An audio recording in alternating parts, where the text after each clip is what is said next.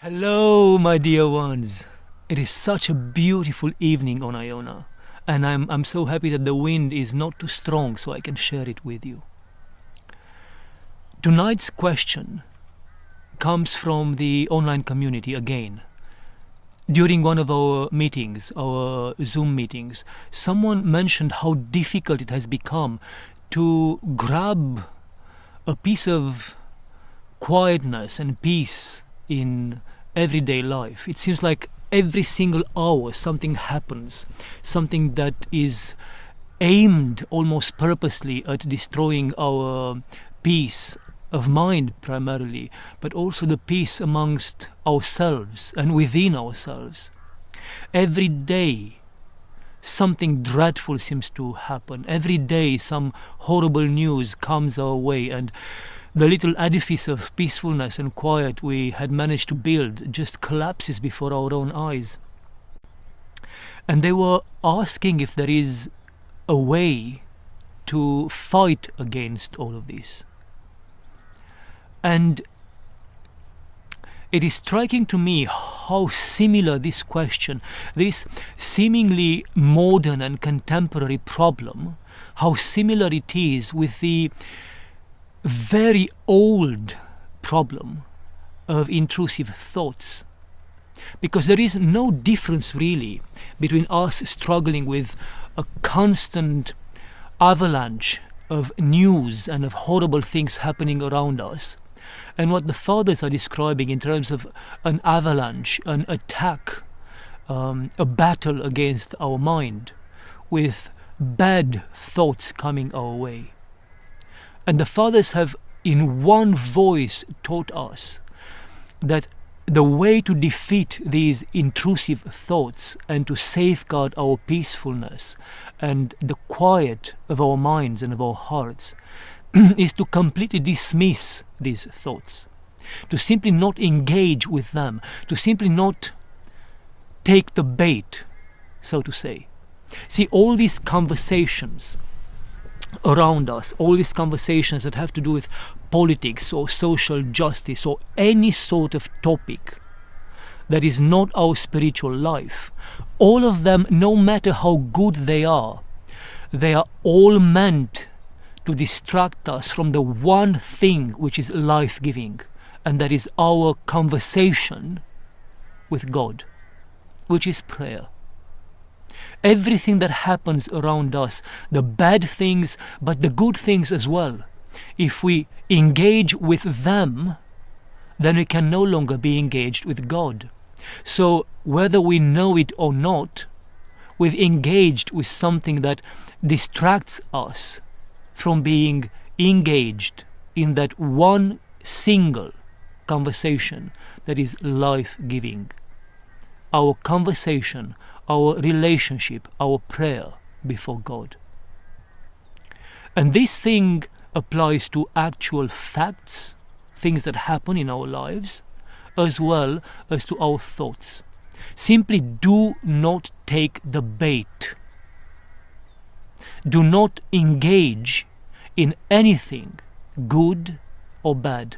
And that is valid not only at our micro level, just us, my life, my story, but it's also true at a much larger macro level.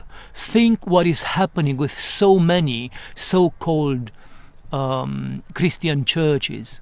Think how they get trapped into fighting on behalf of certain social ideals or political ideals. And some of these ideals are not bad at all. Some of them are very good things that, we all upkeep and we all respect and we all would like to protect. But as good as they may be, they can only be secondary to our faith. Because it is only our faith and only this conversation with God that is life-giving.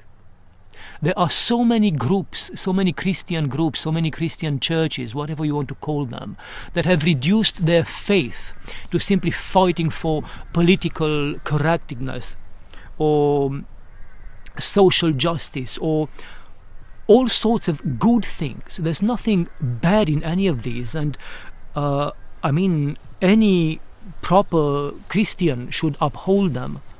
But again, as good and as beautiful as they may be, they are not life-giving.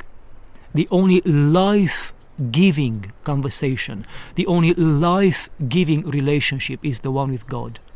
So if anything tempts you, be it an actual fact, an event, or be it a thought, the Fathers in one voice teach us that the way forward is to completely disregard it and never ever engage it.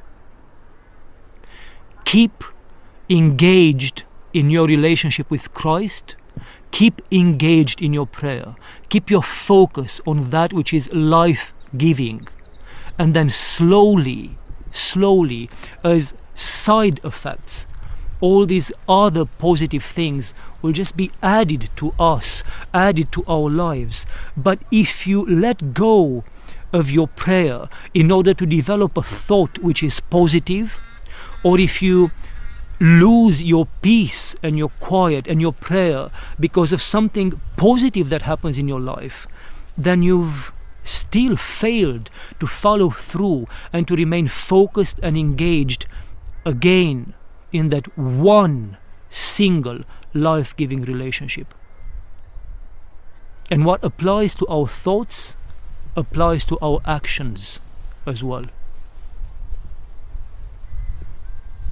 Try to discern if something good or bad serves your prayer, serves you in your journey towards Christ. If it nourishes prayer in you, if it nourishes love, and if it nourishes a non-judgmental and forgiving and penitential, repentant heart in you, then that thing is from God. That thought is from God. As long as it nourishes that life-giving relationship, keep it. But the moment it tends to replace it, just do not take the bait. And let them come and let them go. Because everything in this world will come and will go. Everything in this world will be gone like we shall be gone.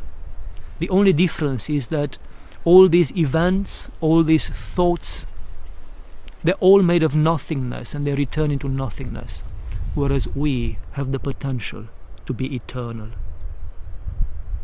My love in God to all of you. Amen, amen, amen.